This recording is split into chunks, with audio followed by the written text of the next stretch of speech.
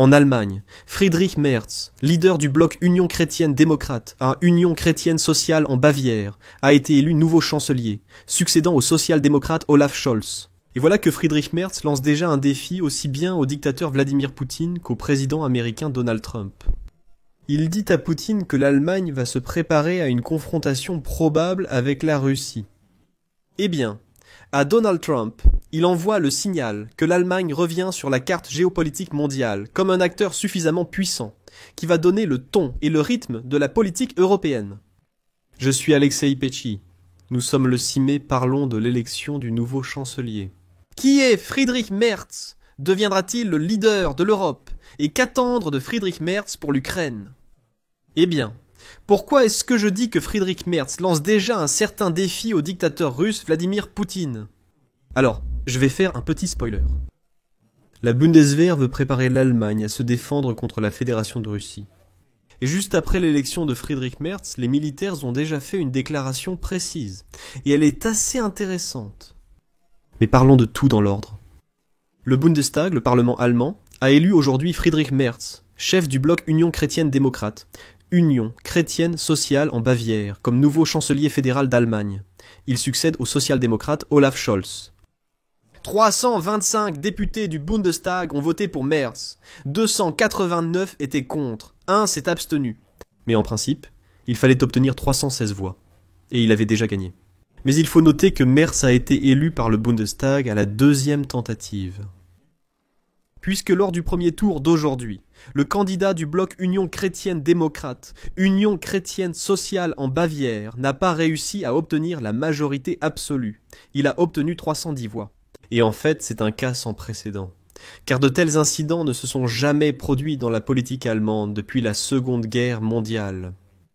Après le vote raté, la séance du Bundestag a été interrompue pour des consultations de partis. Et déjà lors du deuxième tour, 325 députés du Bundestag ont voté pour la nomination de Merz au poste de chancelier de l'Allemagne. Je précise que le vote était secret, donc il est impossible de savoir qui l'a saboté la première fois. Pour être élu, il suffisait au candidat d'obtenir 316 voix sur 630. Au Bundestag, il y a actuellement 328 députés de la Union chrétienne démocrate et du Parti social-démocrate, c'est-à-dire des sociaux-démocrates. Et ce sont précisément eux qui vont former la coalition. Ainsi, Friedrich Merz, âgé de 69 ans, devient le 10e chancelier de l'Allemagne. Pour obtenir les pleins pouvoirs de chancelier, Friedrich Merz doit encore recevoir une attestation du président fédéral Frank-Walter Steinmeier au Palais Bellevue. En recevant ce document, il devient officiellement chancelier. Après cela, il se rend aussitôt au Bundestag pour prêter serment, ce qui est déjà fait. Et après la nomination réussie de Merz au poste de chancelier, la nouvelle composition du gouvernement allemand doit également être approuvée. Auparavant, les dirigeants de l'Union chrétienne démocrate et de l'Union chrétienne sociale, c'est-à-dire la Union chrétienne démocrate, Union chrétienne sociale ainsi que du Parti social-démocrate d'Allemagne, ont signé à Berlin un accord de coalition de 144 pages. Le document est devenu la base du fonctionnement du nouveau gouvernement allemand. Le bloc Union chrétienne démocrate, Union chrétienne sociale, a déjà publié la liste des futurs ministres du gouvernement allemand. En particulier, Boris Pistorius reste à son poste de ministre de la Défense de l'Allemagne. Le coprésident du parti Union chrétienne démocrate, Union chrétienne sociale Lars Klingbeil, devrait devenir ministre des Finances et vice-chancelier. La nouvelle ministre du Travail devrait être l'ancienne présidente du Bundestag, Bärbel Baas. Le ministre de la Construction sera l'ancien vice-président du groupe parlementaire du Parti social-démocrate Verena Huberts. Carsten Schneider devrait devenir le nouveau ministre de l'Environnement. La nouvelle ministre de la Justice est Stefanie Hubik, ancienne ministre de l'Éducation du Land fédéral de Rhénanie-Palatinat. La commissaire à l'intégration et à la lutte contre le racisme, Alabali Radavan, dirigera le ministère de la coopération économique et du développement de l'Allemagne. Iogan Wadephul devrait prendre la tête du ministère des Affaires étrangères, et Alexandre Dobrindt, celui du ministère de l'Intérieur. Et très prochainement, leur nomination officielle et la formation du nouveau gouvernement allemand seront annoncées. Cependant, il est intéressant de noter une autre chose ici. C'est que, en fait, cela coïncide de façon étonnante avec l'élection du chancelier Friedrich Merz et la déclaration de la Bundeswehr, c'est-à-dire du ministère de la Défense de l'Allemagne. En particulier, Ils ont déclaré que la Russie augmente considérablement son armement et pourrait attaquer les pays de l'OTAN. Et dans ce contexte, l'Allemagne doit renforcer sa défense. C'est ce qu'a déclaré l'inspecteur général de la Bundeswehr, Carsten Breuer. Il a attiré l'attention sur le fait que la meilleure façon de dissuader une attaque est d'être prêt à se défendre. Cette préparation se manifeste dans l'armement, le renforcement du personnel, ainsi que dans la mentalité et la résilience de la population et des forces armées. Breuer a ajouté que l'Allemagne doit avoir un potentiel de croissance, comme il l'a déclaré, je cite, « c'est-à-dire que nous devons augmenter les effectifs de nos forces armées. Nos calculs montrent que nous devons atteindre 460 000 soldats, tant parmi les réservistes que parmi les militaires en service actif. Selon lui, un tel nombre de soldats doit être assuré grâce à une certaine forme de service militaire, obligatoire ou volontaire. Ce sera une décision politique. Autrement dit, il est fort probable que l'Allemagne adopte enfin prochainement le format du service militaire obligatoire. Je rappelle que Boris Pistorius avait déjà promu cette idée sous Olaf Scholz, mais Scholz n'y avait pas donné suite. Dans une certaine mesure, Merz aura plus de facilité à travailler comme chancelier que son prédécesseur Olaf Scholz actuellement. Le nouveau chancelier s'appuiera tout de même sur une coalition de 2 partis, et non de 3, ce qui lui donne plus de marge de manœuvre. Cependant, les restrictions dues à l'alliance avec les sociodémocrates persistent. Qu'est-ce qui a été concrétisé dans l'accord de coalition entre la Union chrétienne-démocrate, la Union chrétienne sociale en Bavière et le Parti social-démocrate? Où manque-t-il souvent de précisions concrètes malgré tout? Les membres de la coalition ont convenu de poursuivre et de renforcer le soutien multiforme à l'Ukraine, sans en préciser l'ampleur ni la nature. Cependant, dans ses interventions publiques, quelques semaines avant cela, Merz faisait preuve d'une détermination bien plus grande, d'autant plus que la période entre les élections allemandes et son entrée en fonction coïncidait précisément avec une turbulence maximale dans la politique mondiale, provoquée par l'activisme de Donald Trump. L'Europe a compris assez rapidement que cette alliance éternelle avec les États-Unis d'Amérique pouvait soudainement être rompue. Et la sécurité et l'avenir de l'Union européenne, c'est l'affaire de l'Union européenne elle-même, ce que les représentants de la nouvelle administration américaine disent ouvertement. Eh bien, comme l'a déclaré encore Friedrich Merz après la signature de l'accord de coalition, je cite, « Le message clé pour Donald Trump, l'Allemagne, est de nouveau sur la bonne voie. L'Europe peut compter sur l'Allemagne. Je promets un plan solide pour remettre notre pays à la première place. » Je rappelle que c'était dans l'Union européenne, à l'époque où même le Royaume-Uni faisait encore partie de l'Union européenne. L'Allemagne et la France ont toujours été en concurrence pour le leadership. Mais c'est surtout l'Allemagne qui maintenait ce niveau.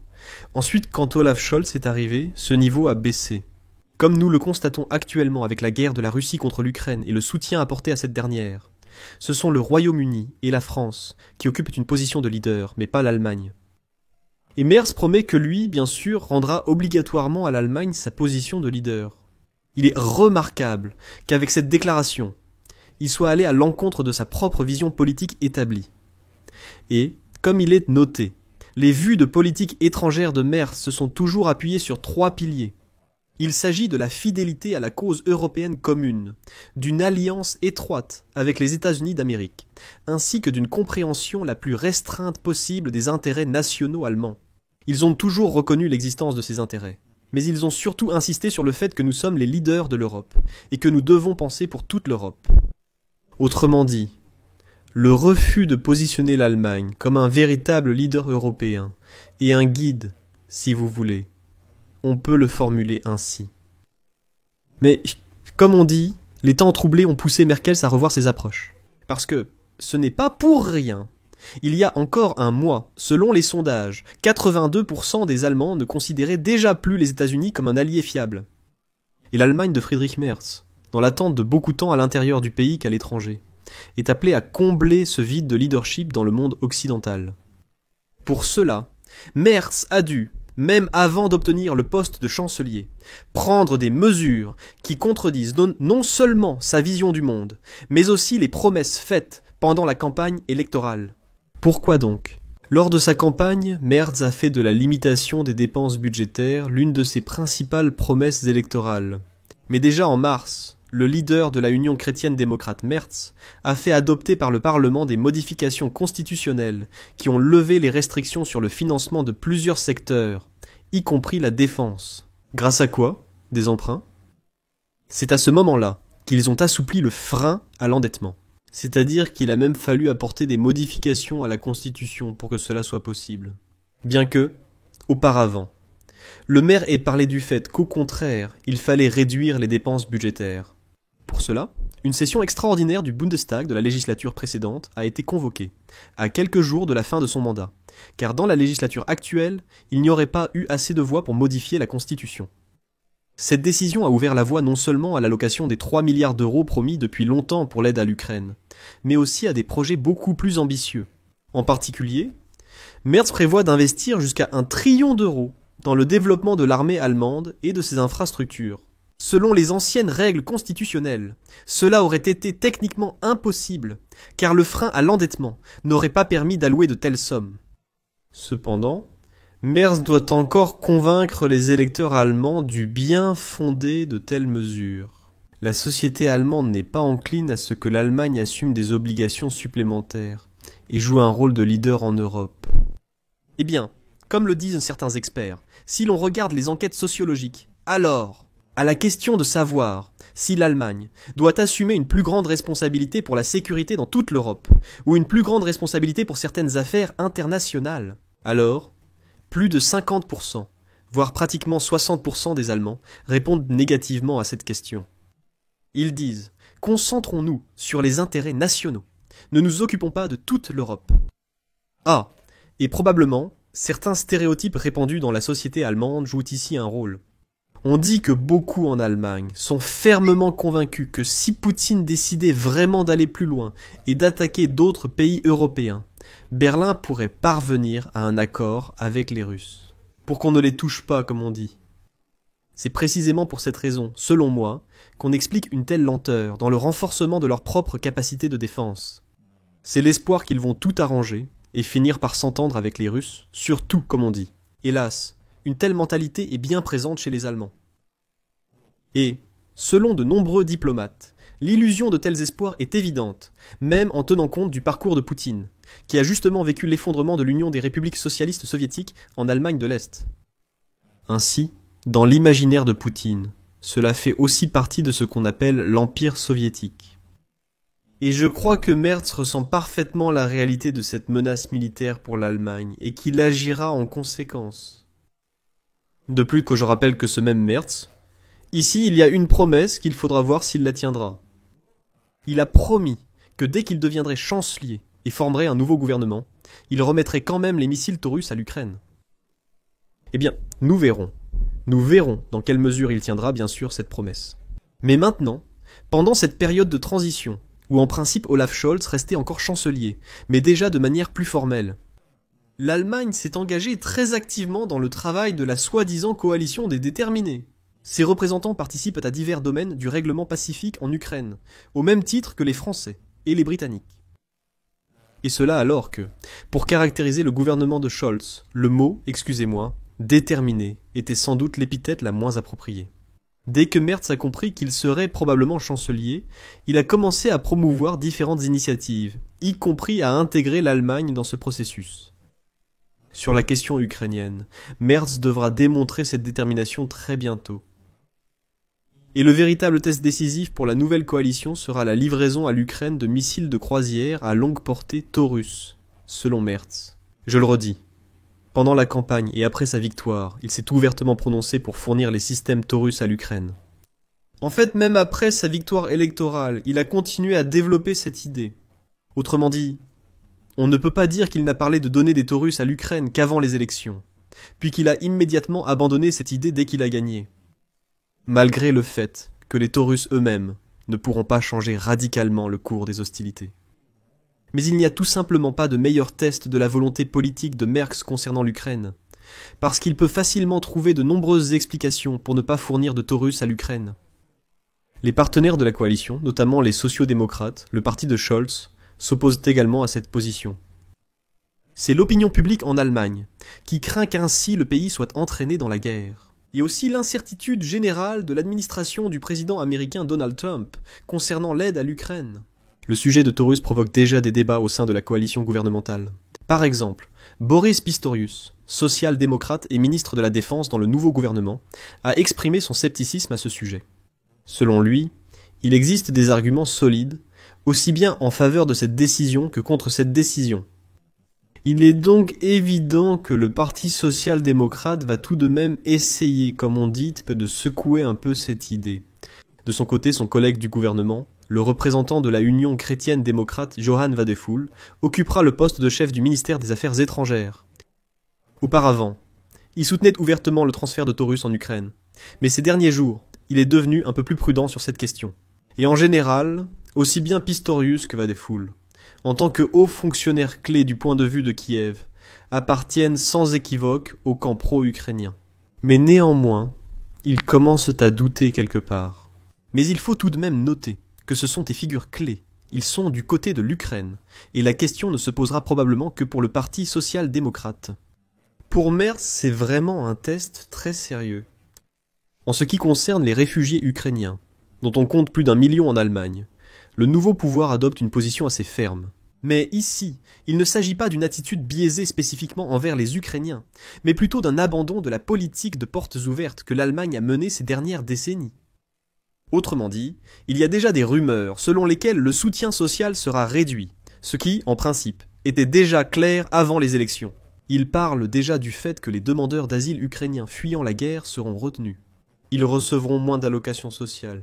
Il y aura plus de sanctions pour le chômage. Mais en principe, cela concerne non seulement les Ukrainiens, mais tous les bénéficiaires d'aide sociale en Allemagne. Et en 2022, je rappelle que Merz a même provoqué un scandale en qualifiant les réfugiés ukrainiens de touristes de l'aide sociale. Suite à cela, le représentant de la Union chrétienne-démocrate s'est excusé pour ses propos, mais n'a pas modifié son approche généralement stricte sur les questions migratoires. C'est-à-dire que Merz dit qu'il faut s'occuper de la question migratoire. Et ici, je noterai aussi que, un mois avant les élections, Friedrich Merz a enfreint une autre règle fondamentale des hommes politiques allemands respectables. Ne jamais compter sur les voix des radicaux de droite de l'Alternative pour l'Allemagne. Mais à la fin janvier, je rappelle que ce sont précisément les voix de l'Alternative pour l'Allemagne qui ont permis à Friedrich Merz de faire adopter au Bundestag une résolution appelant à des mesures migratoires strictes. En somme, il y aura probablement des règlements de compte sur la question migratoire. Selon moi, dans l'ensemble, Friedrich Merz est un chancelier assez pro-ukrainien. Il défend des positions importantes pour l'Ukraine. Il semble qu'il sera plus déterminé qu'Olaf Scholz. Et ce qui est très important, contrairement à Olaf Scholz, il ne fera pas constamment référence à Washington. Il a déjà clairement indiqué que Donald Trump adopte une position étrange. C'est pourquoi l'Allemagne revient sur la carte géopolitique du monde en tant qu'État leader de l'Union européenne. C'est pourquoi je mets ici des points de suspension. Partagez votre avis dans les commentaires. Abonnez-vous, activez les notifications et mettez un like. Si vous souhaitez soutenir le travail de cette chaîne, vous pouvez le faire avec n'importe quel don via les liens et les coordonnées dans la description de cette vidéo ou via le code Quick Response affiché sur vos écrans. C'est une plateforme. Merci d'avance pour votre soutien. C'est tout, portez-vous bien, au revoir.